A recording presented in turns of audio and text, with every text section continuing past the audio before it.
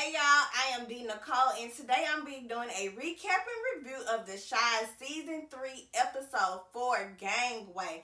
So if I had to rate this episode out of 5 stars, I'm going to give it 4 episodes, y'all. 4 stars. This is probably the strongest episode of the season. So if you are not familiar with my platform, welcome me, welcome you. Make sure that you like and subscribe below. And to my old couch potatoes, let's get. Alright, y'all, so this episode opens up with another flashback of Kiesha, and we sort of kind of see the dynamic of Kiesha and Dre's relationship.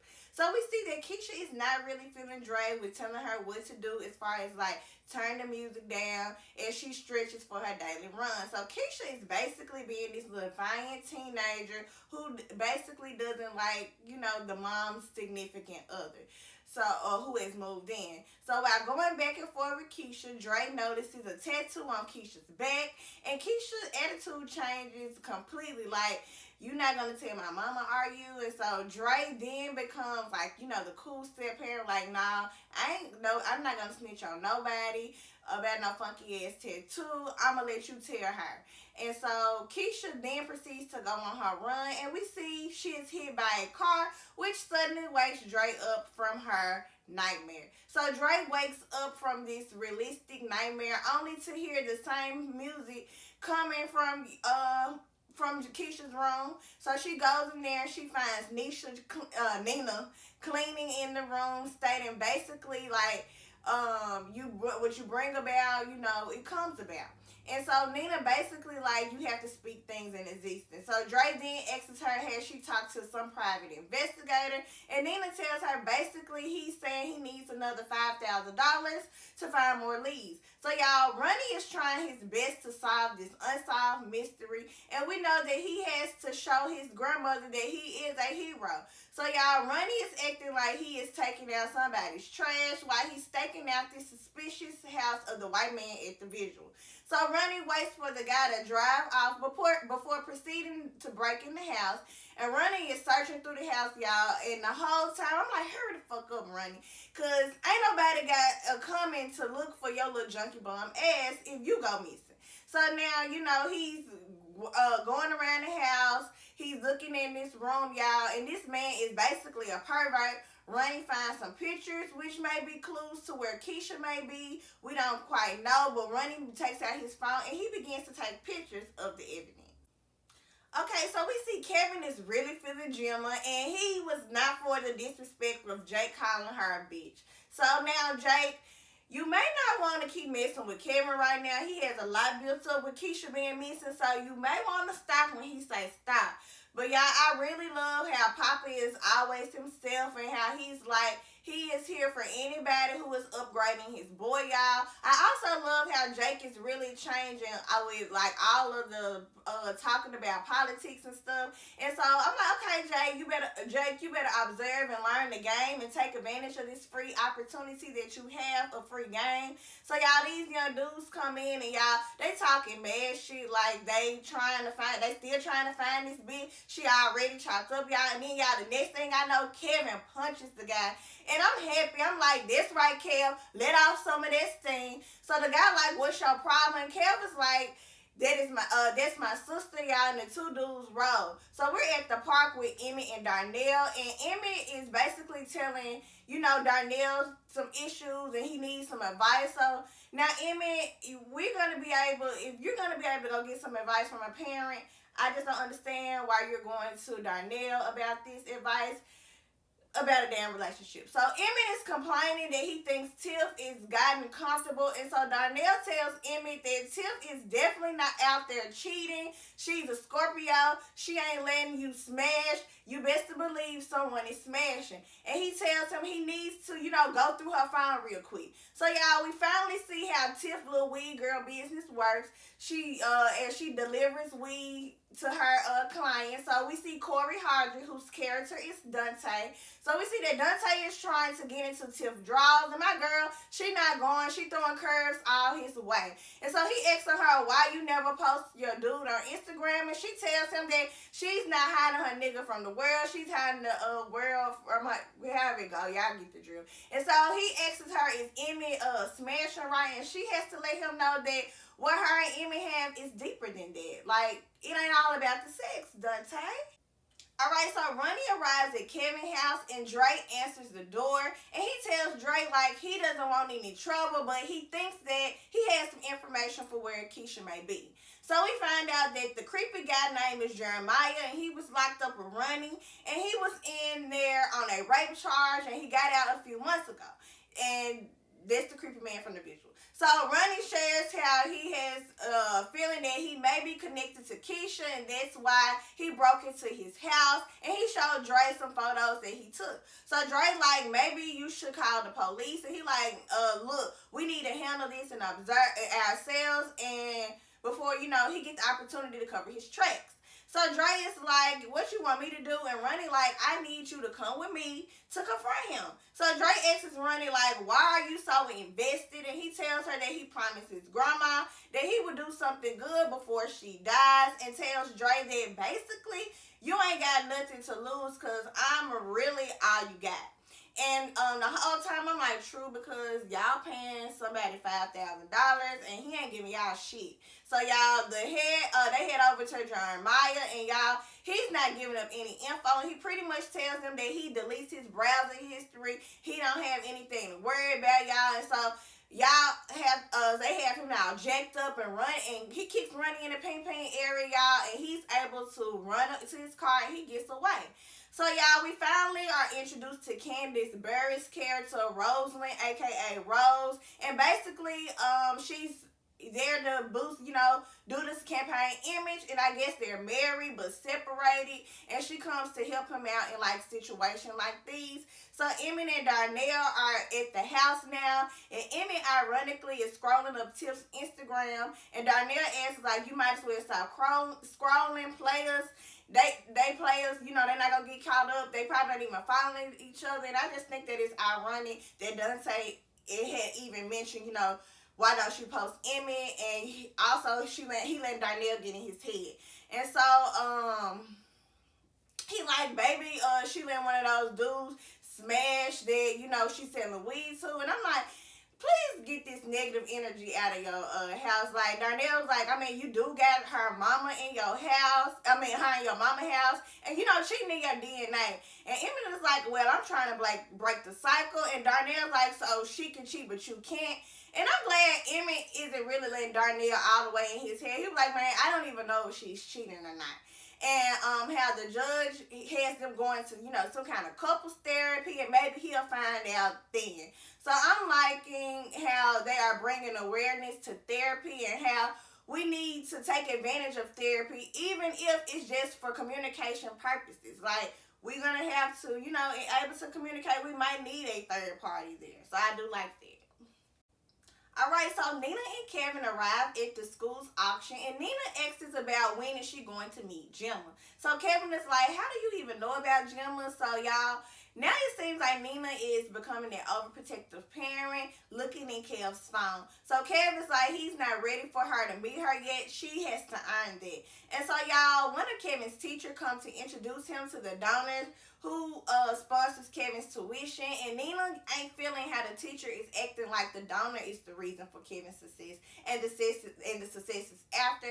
And I'm like, yeah, Nina, go off, because this bitch got some nerve, because he was smart, that's how he's there. And so now we see Nina and Gemma's interaction, and that's right up Nina's alley, and we see our girl is winning Nina over, and she tells her how she likes her, and Kevin liked me too. So Kevin asks Gemma to a date to the Civil Rights Museum, saying he had 2 tickets, and she jokes on him about it like, you just so happen to have 2 tickets, but she agrees to go with him. So Jake realizes that everyone seems to be real attentive to Gemma's dad and asks why everybody is hanging on his nutsack. And Gemma's like, because he's rich. And so Jake is like, does he like donating to campaigns? And Gemma tells him it depends on the candidate, and Jake instantly goes to introduce him to Otis Perry, calling him his dad. And y'all, all I can say is that me and Duda had the same look when he called him that, like, oh. So Otis kind of uses this to his advantage to act like he's helping, like he is helping the community out with, taking Jake in after he lost his brother to gun violence, and he knows how it is growing up on the South Side and blah blah blah. And y'all, he looks like he is really winning this crowd over with the story. And the whole time, I'm like, if y'all really knew. And y'all, he tells us he is in the process of adopting him. And now, y'all, I just really hope that he's not getting all in Jake's head, and because due to like that kids want stable parents. So like, stop playing with him. And now, y'all, he really might even make this harder for Trig unless Jake finds out that dude really ain't shit, and that basically he knew about Reggie's killing. So I just really hope he's not taking advantage and playing with Jake's head, because kids are very vulnerable, especially when it comes to parents. I am a teacher, and I know it's nothing that a parent can do. A child is gonna always want a parent figure. So yeah. Okay, so next we're introduced to the creator of the Shy, Lena Waithe's character, Camille Holloway, who is a lesbian candidate running for mayor, as well as she is speaking at Papa's dad's church. And so, y'all, the church was not feeling her at first, but she gave them a speech that you couldn't do anything but give her props after. And basically how we can't wait for politicians to do, and we're going to have to start doing and stop just sitting back waiting. But, y'all, we later see her give Papa Daddy some money. So, y'all, I'm not sure about her character. I don't know if she's shiesty or what. But, y'all, Papa ass gave no fucks. He asked his daddy, like, why is she giving you that in front of the daddy and her? And he like, stay out of grown people business.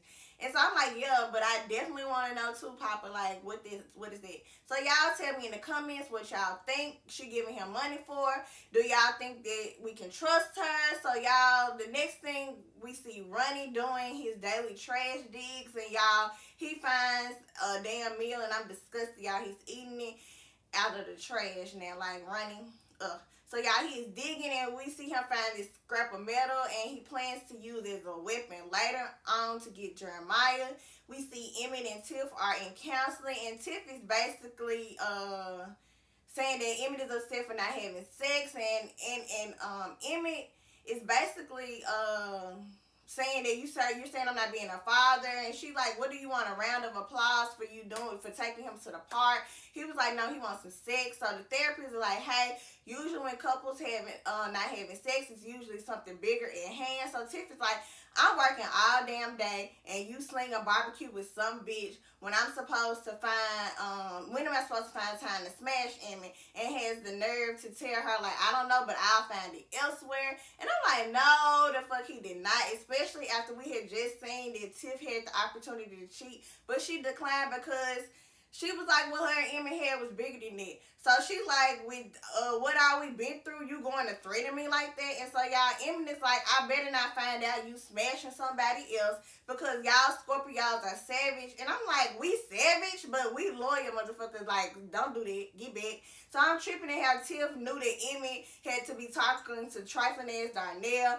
And she ended up finding out that Tiff doesn't want to have sex with Emmett because she's afraid of getting pregnant, and how, her birth control had her hormones out of whack, y'all. And I'm guessing this is the closest thing we're going to get to talking about her pregnancy on last season. Like, I still need to know what the fuck happened. Did she have a miscarriage, a stillborn? Like, what happened? Like, we don't know anything. We just know that she doesn't want to get pregnant again.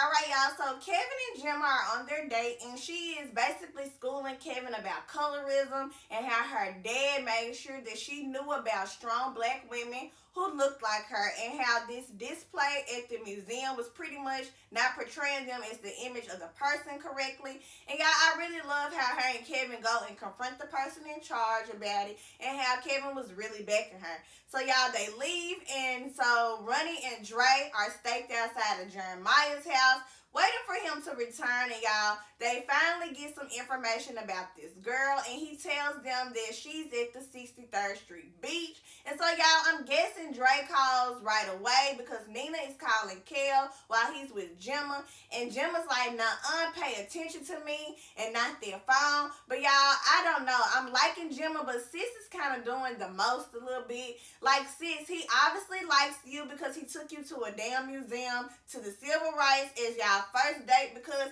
he sees how much you care about the people. But I'm like, so Kel, now, you know what's going on too, so why the fuck would you ignore and power off your phone? Gemma would have understood. But it leaves us off with, I believe, Kevin filling Gemma in on Kiesha being missing. And so next we see Nina and Dre have arrived at the 63rd Street beach. And we see the cops are there and they have it taped off as a crime scene.